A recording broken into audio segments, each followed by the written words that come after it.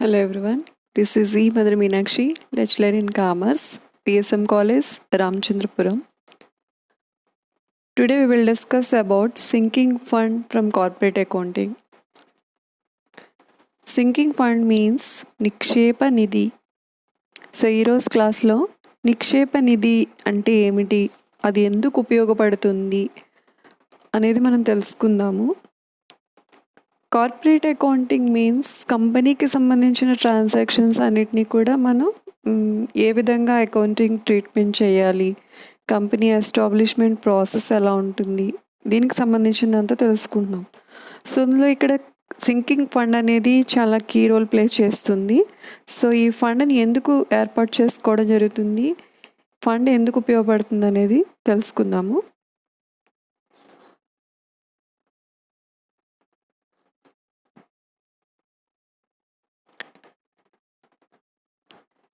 Generally, to prudent business concern take precautionary measures in a planned manner by creating a separate fund known as debenture redemption fund. ఈ sinking fund అనేది ఏంటి అంటే మనకి ఇక్కడ picture చూస్తే మీకు క్లియర్గా అర్థమవుతుంది. సో ఫండ్ అంటే నిధి అని అర్థం. సో మనకు ఆ నిధి అనేది ఎక్కడి నుంచి వస్తుందంటే మనం భద్రంగా కొద్దిగా సేవ్ చేసుకోవడం వల్ల, దాచుకోవడం వల్ల వస్తుంది. సో మన సేవింగ్స్ అనమాట, మనకున్న అమౌంట్ నుంచి కొంత మొత్తాన్ని తీసుకుని భద్రపరచుకోవడాన్ని ఫండ్ అని చెప్తాము. సింకింగ్ అంటే నిక్షేప. ప్రుడెంట్ బిజినెస్ కన్సర్న్స్ మీన్స్ తెలివైన వ్యాపార సంస్థలు అని అర్థం. అంటే ప్రాఫిట్స్ వస్తూ ఉంటాయి, రెగ్యులర్గా బిజినెస్ సక్సెస్ఫుల్గా జరుగుతుంది అని చెప్పి చాలా హ్యాపీగా ఫీల్ అయిపోయి ఎప్పటికప్పుడు వచ్చిన ప్రాఫిట్స్ని మనం ఖర్చు పెట్టేసుకుంటూ ఉన్నామనుకోండి, లేదా షేర్ చేసేసుకుంటూ ఉన్నామనుకోండి, ఫ్యూచర్ నీడ్స్ అనేవి చాలా ఇబ్బంది పెడతాయి. సో ఆ ఫ్యూచర్ నీడ్స్ కోసం తెలివైన వ్యాపార సంస్థలు లేదా తెలివైన వ్యాపారస్తులందరూ కూడా to take a precautionary measures. So precautionary measures అంటే భవిష్యత్ అవసరాల కోసం నిధు దాచుకోవడం అనేది చాలా అవసరం. ఒక కామన్ పీపుల్కైనా సరే, ఒక ఎంప్లాయీస్ అయినా సరే, లేదంటే ఒక ఆర్గనైజేషన్కి అయినా సరే ఖచ్చితంగా భవిష్యత్ అవసరాల మీద ఒక అవగాహన, ఆలోచన అనేది చాలా అవసరం. ఇక్కడ దీనినే డిబెంచర్ రిడెంప్షన్ ఫండ్ అని కూడా పిలవడం జరుగుతుంది. యాజ్ ఎ కార్పొరేట్ అకౌంటింగ్ ప్రకారం మనకి ఇక్కడ sinking fund means debenture redemption fund. యాక్చువల్గా ఫండ్ అనగానే మనకి భవిష్యత్ అవసరాల కోసం భద్రంగా దాచుకున్న మొత్తము అని చెప్పచ్చు.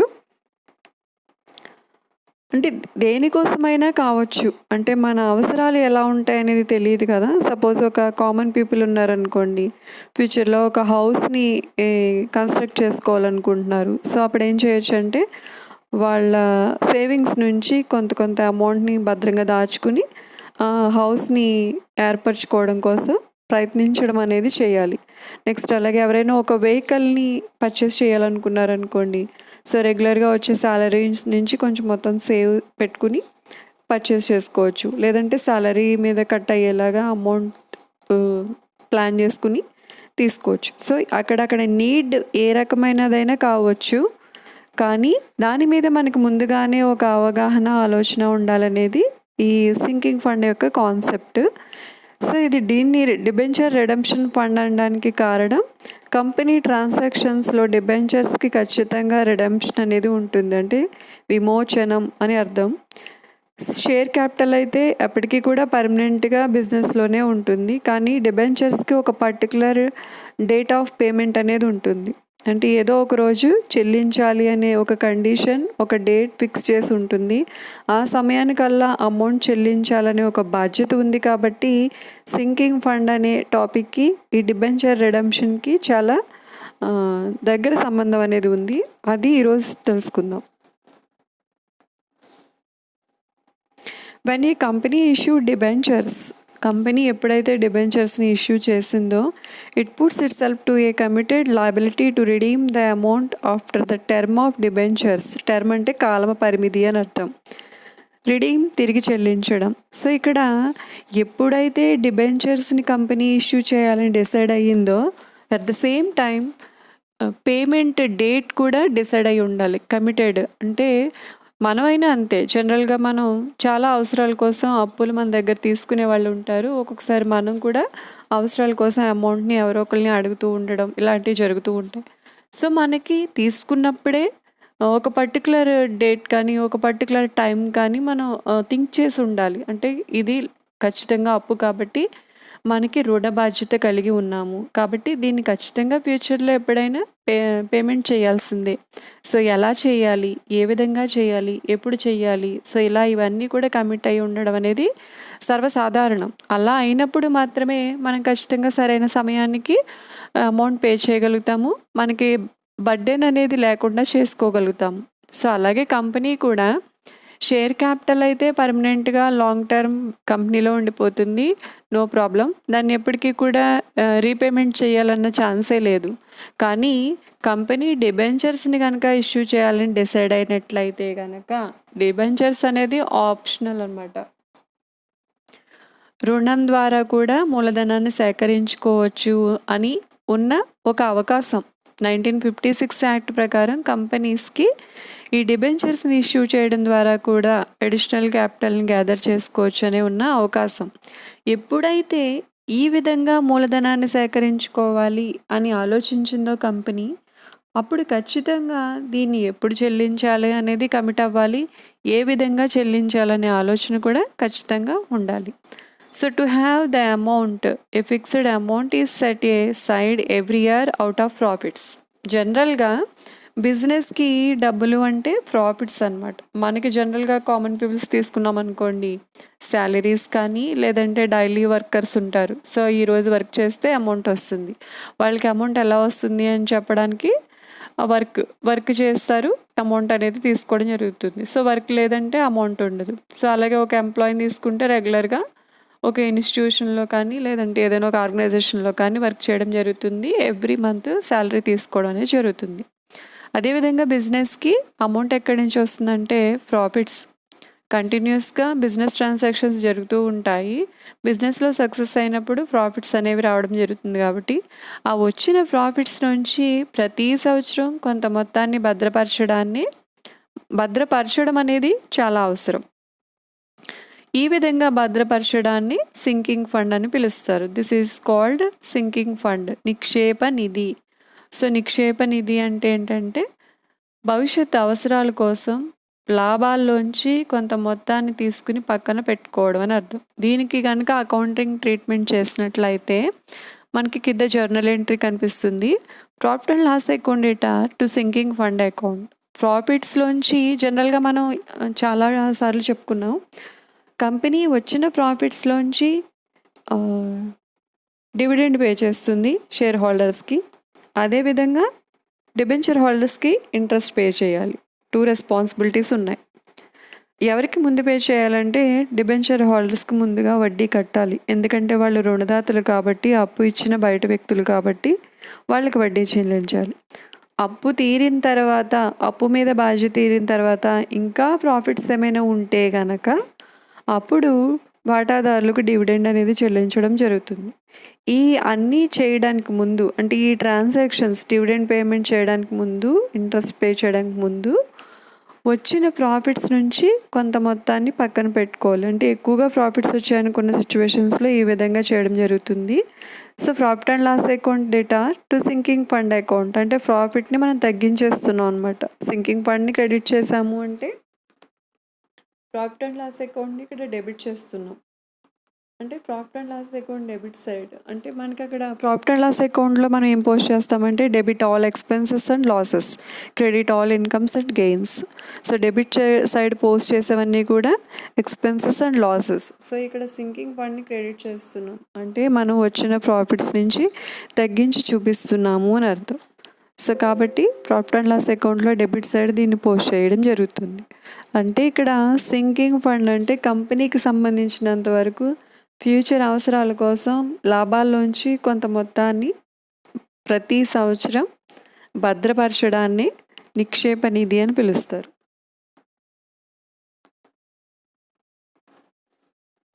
ఎందుకు అవసరం? సింకింగ్ ఫండ్ క్రియేట్స్ టు ఎందుకు క్రియేట్ చేయాలి? కంపెనీ క్రియేట్ చేయాలని పర్టికులర్గా రూల్ ఏమైనా ఉందా? First point, pay off debts, అంటే రుణాలు చెల్లించడం కోసం ఈ నిధి అనేది అవసరం. నిధి అనేది ఎందుకు అవసరం? రుణాలు చెల్లించుకోవడం అనేది బాధ్యత కాబట్టి చెల్లించాలి. దీనికోసం నిధిగా ఎందుకు పక్కన పెట్టుకోవాలి అనిపించవచ్చు. మనకి బాకీలు తీర్చడం అనేది చాలా కష్టమైన విషయం. అప్పు చేయడం చాలా ఈజీ, కానీ దాన్ని తిరిగి తీర్చేటప్పుడు మనకి అవైలబుల్గా మనీ ఉంటుందా లేదా అనేది చెప్పలేని పరిస్థితి. అలా ఇబ్బందులు పడినట్లయితే కనుక మళ్ళీ తిరిగి అప్పులు చేస్తూ ఉండాలి. సో మనమైనా, కామన్ పీపుల్ అయినా సరే, భవిష్యత్తులో మనం రుణాన్ని తీర్చాలి అనే బాధ్యత కానీ, దాని గురించి ఆలోచన కానీ లేనట్లయితే కనుక మనం సమస్యల్లో పడినట్లు అవుతుంది. అంటే మనం కావాలని కోరి కష్టాలు తెచ్చుకున్నట్టు అవుతుంది. అదేవిధంగా కంపెనీకి ఇలాంటి రిస్క్ ఉన్నట్లయితే కనుక చెడ్డ పేరు వచ్చే అవకాశం ఉంది. ఫర్దర్గా అమౌంట్ కావాల్సినప్పుడు ఎవరు కూడా ముందుకి రావకపోవచ్చు. సో ఈ విధంగా కంపెనీ రద్దయ్యడం, ఇలాంటి సమస్యలన్నీ ఉంటాయి. కాబట్టి ఈ సింకింగ్ ఫండ్ని క్రియేట్ చేయడానికి మెయిన్ కారణం ఏంటంటే డెట్స్, అప్పు తీర్చడం కోసం ఈ నిధిని ఏర్పాటు చేసుకోవడం అనేది అవసరం. రిడీమ్ బాండ్స్ ఇష్యూ, బాండ్స్ని జారీ చేసినప్పుడు వాటిని ఖచ్చితంగా తిరిగి చెల్లించాలి. కాబట్టి సో ఈ సింకింగ్ ఫండ్ అనేది ఉపయోగపడుతుంది.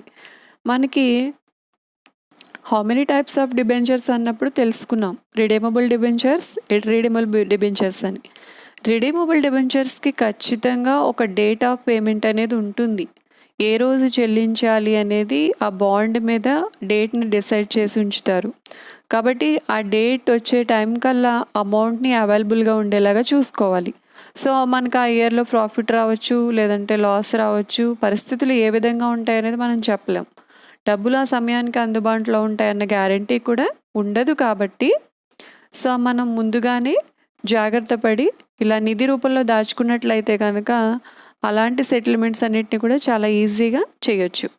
రీప్లేస్ అండ్ ఓల్డ్ ఎక్విప్మెంట్, ఒకవేళ ఏదైనా పాత ఎక్విప్మెంట్ పాడైపోయినట్లయితే కనుక, సపోజ్ మనం ఇంట్లోకి ఒక 50,000 లేదా 1,00,000 వాల్యూ చేసే ఫర్నిచర్ తెచ్చుకున్నాం అనుకుందాం. సో మనం చాలా ఇష్టపడి పర్చేస్ చేసాము, ఒక 10 years యూస్ చేసాం. సో ఇప్పుడు మన దగ్గర అంటే 1,00,000 అవైలబుల్గా ఉంది కాబట్టి మనకు నచ్చిన ఫర్నిచర్ని పర్చేస్ చేసి తెచ్చుకున్నాము, యూస్ చేసుకుంటున్నాము. సో ఒక 10 years అయ్యింది.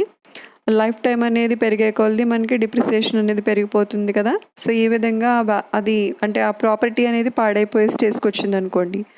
అది పాడైపోయే స్టేజ్కి వస్తుంది ఏంటి అనేది మనం ముందు ఎస్టిమేట్ చేసుకుంటాం. అంటే దాని లైఫ్ టైం అనమాట. ఒక వెహికల్ పర్చేస్ చేసినా, ఒక బిల్డింగ్ పర్చేస్ చేసినా, అదేవిధంగా ఏదైనా ఒక ఫర్నిచర్ని పర్చేస్ చేసినా మనకి ఎంతకాలం ఉపయోగపడవచ్చు అనేది మనం అకౌంటింగ్ ఫండమెంటల్స్లో కూడా తెలుసుకుంటాం. మనం యూజ్ చేసే విధానాన్ని బట్టి మన ప్రాపర్టీస్ లైఫ్ టైం అనేది పెరుగుతూ ఉంటుంది. మనం చాలా కేర్ఫుల్గా, పర్ఫెక్ట్గా యూజ్ చేస్తున్నట్లయితే లైఫ్ టైం ఇంక్రీజ్ అవుతూ ఉంటుంది.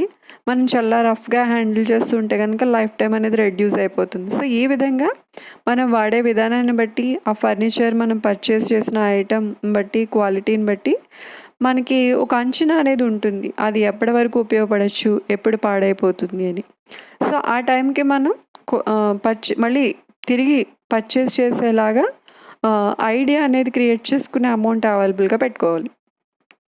సో ఓకే, మనం ఇంట్లో ఫర్నిచర్ లేనట్లయితే నో ప్రాబ్లం. సో అంటే ఆల్టర్నేటివ్గా వేరే ఏదో ఆలోచించుకుంటాము. మళ్ళీ దాన్ని రీప్లేస్ చేయాలన్న గ్యారంటీ ఏం లేదు. కానీ కంపెనీస్లో ఎక్విప్మెంట్స్ ఎప్పుడు కూడా ప్రొడక్షన్ బేస్డ్ మీద పర్చేస్ చేయడం జరుగుతుంది. సో ఇక్కడ ఎక్విప్మెంట్ ఓల్డ్ అయిపోయినట్లయితే కనుక మార్కెట్లో న్యూ టెక్నాలజీస్కి తగ్గట్టుగా ప్రొడక్షన్ చేయలేకపోవచ్చు. లేదంటే ఇలా మిషనరీ పాడైపోవడం వల్ల టోటల్ ప్రొడక్షన్ అనేది బ్రేక్ అయిపోవచ్చు. సో ఇలా రకరకాల సమస్యలు అనేవి తలెత్తాయి అనుకోండి. సో కంపెనీకి చెడ్డ పేరు వస్తుంది. కంపెనీ మార్కెట్లో డిమాండ్ని రీచ్ అవ్వలేదు, సప్లై చేయలేదు, ఇలా రకరకాల సమస్యలతో వెనకబడిపోయి కంపెనీ మూతబడిపోయే పరిస్థితి వస్తుంది. సో ఎక్విప్మెంట్స్ ఖచ్చితంగా రీప్లేస్ చేయగలగాలి. అవి ఏ టైంకి ఉపయోగపడకపోయినా సరే వాటి ప్లేస్లో కొత్తవి పర్చేస్ చేయడం కానీ, ఒకవేళ ఇవి ఓల్డ్ టెక్నాలజీ ఉన్నట్లయితే కనుక న్యూ టెక్నాలజీతో ఇంప్లిమెంట్ చేయడం కానీ జరగాలంటే మనీ అవైలబుల్గా ఉండాలి. ఆ టైంకి ఉండొచ్చు, ఉండకపోవచ్చు. కాబట్టి ఈ విధంగా సింకింగ్ ఫండ్ అనే ఒక నిధిని ఏర్పాటు చేసుకున్నట్లయితే కనుక ఆ భద్రంగా దాచిన ఆ డబ్బుల ద్వారా మనం ఇలాంటి పనులన్నిటినీ చేయొచ్చు. Next one, purchase of new assets. కొన్ని సందర్భాల్లో కొత్త ఆస్తుల్ని కొనవలసిన అవసరం వస్తుంది. అంటే పాత ఆస్తులు పాడైపోతే కనుక రీప్లేస్ చేయడం వేరు, కొత్త ఆస్తులను కొనవలసిన అవసరాలు అనేవి ఏర్పడుతూ ఉంటాయి. అంటే టెక్నికల్ చేంజెస్ వల్ల పాతవి పనికిరావు. సో అప్పుడు ఏమవుతుందంటే న్యూ టెక్నాలజీతో ఉన్న ప్రాపర్టీస్ కానీ న్యూ టెక్నాలజీస్తో ఉన్న ఎక్విప్మెంట్స్ కానీ ఖచ్చితంగా పర్చేస్ చేసి ఆ టెక్నాలజీని క్యాచ్ చేసుకుని మార్కెట్లో ఒక ప్లేస్ని ఏర్పాటు చేసుకోవాలంటే కనుక ఖచ్చితంగా కొనాలి అంటే కనుక మనకి ఒకేసారి చాలా బర్డెన్గా అనిపించకుండా ప్రతి సంవత్సరం ఇలా పక్కన కొద్దిగా తీసుకుని భద్రంగా దాచినట్లయితే కనుక సో ఆ అమౌంట్తో మనం ఎటువంటి సమస్యలు లేకుండా, ఎటువంటి ఆర్థికపరమైన ఇబ్బంది లేకుండా వెంటనే పర్చేస్ చేయడానికి ఛాన్సెస్ అనేవి ఉంటాయి. Next one, redemption refers to repayment. Redemption means విమోచనం అనేది ఎక్కడైతే ఉందో ఖచ్చితంగా అక్కడ రీపేమెంట్, తిరిగి చెల్లించాలి అనే కాన్సెప్ట్ ఉంటుంది. కంపెనీస్ సాధారణంగా రిడీమబుల్ డిబెంచర్స్ని ఇష్యూ చేయడం జరుగుతుంది.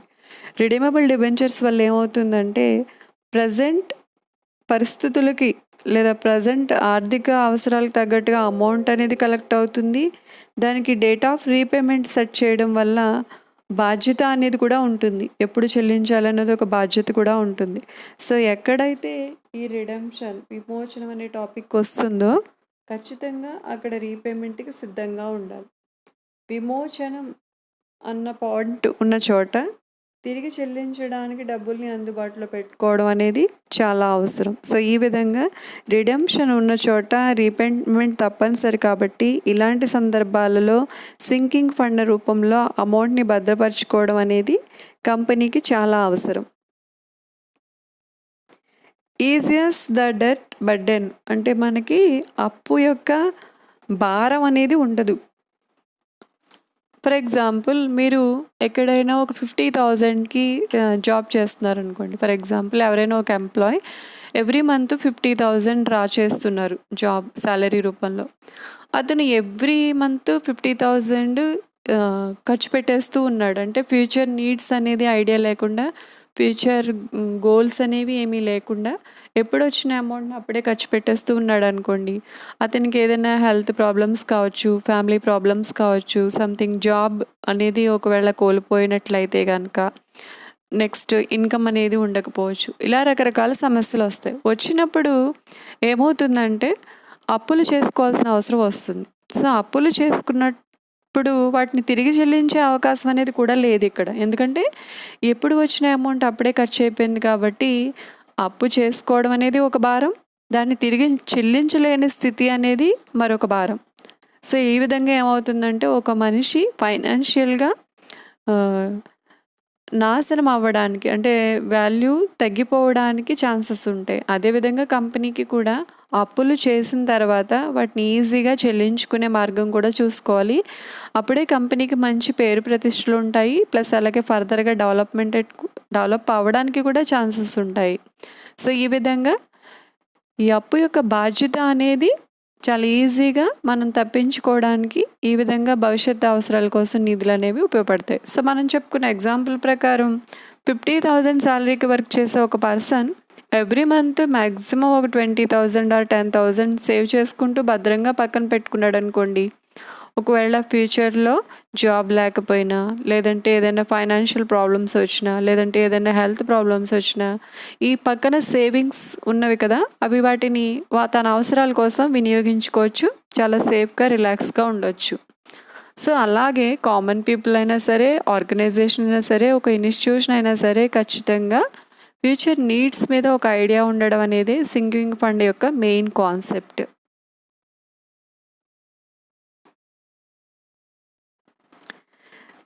Sinking fund also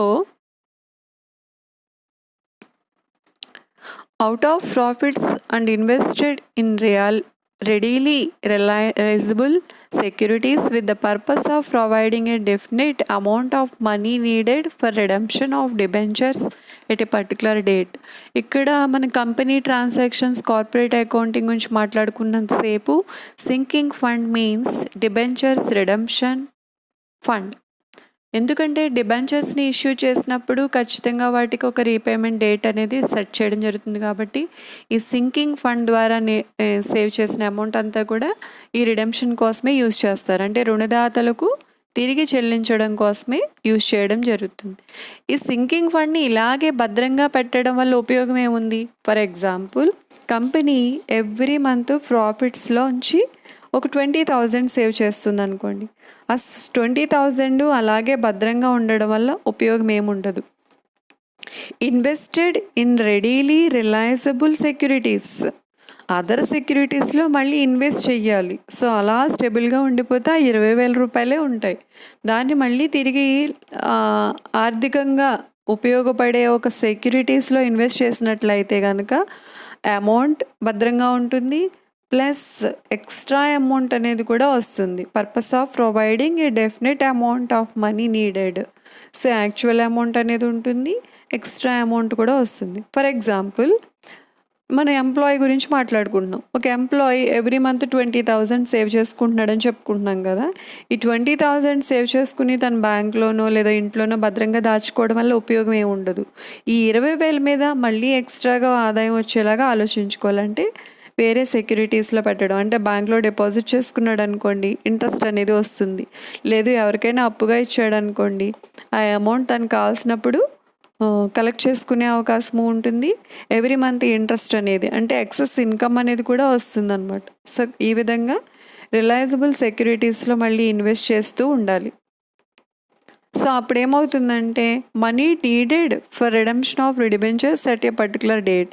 సో ఇలా ఎక్స్ట్రాగా వచ్చిన, అంటే ఈ సెక్యూరిటీస్లో పెట్టుబడి పెట్టడం వల్ల రిలయబుల్ అంటే మనకి ఆదాయం వచ్చే సెక్యూరిటీస్లోనే పెట్టుబడి పెట్టాలి. ఈ విధంగా పెట్టుబడి పెట్టినప్పుడు ఈ పెట్టిన అమౌంట్ ప్లస్ యాక్చువల్ అమౌంట్ కూడా ఎందుకు ఉపయోగపడుతుంది అంటే డిబెంచర్స్ని రిడెంప్షన్ చేయడానికి, విమోచనం చేయడానికి ఉపయోగపడుతుంది. అంటే భద్రంగా దాచిన ఫండ్ని స్టెబుల్గా ఉంచకుండా అదర్ వేరే సెక్యూరిటీస్లో, ఇన్కమ్ వచ్చే సెక్యూరిటీస్లో ఇన్వెస్ట్ చేస్తూ ఉండడం వల్ల అమౌంట్ ఇంక్రీజ్ అవుతూ ఉంటుంది. ఇంక్రీజ్ అవుతూ ఉండడం వల్ల ఏమవుతుందంటే మనకు వచ్చే అమౌంట్ పెరుగుతూ ఉంటుంది. మనం తీర్చుకోవాల్సిన రుణ బాధ్యత తీరిపోయి మనకి ఇంకా అమౌంట్ మిగిలే అవకాశాలు కూడా ఉంటాయి అన్నమాట.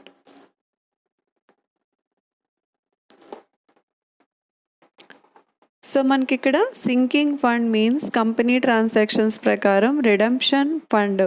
సో కామన్ పీపుల్ గురించి మాట్లాడుకుంటే ఒక ప్రోడక్ట్ కొనడానికి కావచ్చు, ఒక అసెట్ కొనడానికి కావచ్చు, ఒక ప్రాపర్టీని పర్చేస్ చేసుకోవడం అనేది కావచ్చు, లేదంటే ఏదైనా ఒక టూర్ వెళ్ళడం కావచ్చు. ఇలా వాళ్ళ అవసరాల కోసం రకరకాలుగా అమౌంట్ని సేవ్ చేసుకుని భద్రపరచుకోవడాన్ని యాక్చువల్గా సింకింగ్ ఫండ్ అంట. కానీ ఇక్కడ కంపెనీ ట్రాన్సాక్షన్స్ ప్రకారం సింకింగ్ ఫండ్ గురించి మాట్లాడుకున్నట్లయితే దీని మెయిన్ ఆబ్జెక్ట్ ఏంటంటే డిబెంచర్స్ రిడెంప్షన్ పర్పస్. ఖచ్చితంగా డిబెంచర్ల రూపంలో రుణాన్ని తీసుకున్నారు కాబట్టి దాన్ని విమోచనం చేయడానికే ఈ నిధిని ఉపయోగించడం అనేది జరుగుతుంది. కాబట్టి సింకింగ్ ఫండ్ని డిబెంచర్ రిడెంప్షన్ ఫండ్ అని కూడా పిలవడం జరుగుతుంది. ఓకే, నెక్స్ట్ క్లాస్లో మరొక టాపిక్ గురించి తెలుసుకుందాము. Thank you.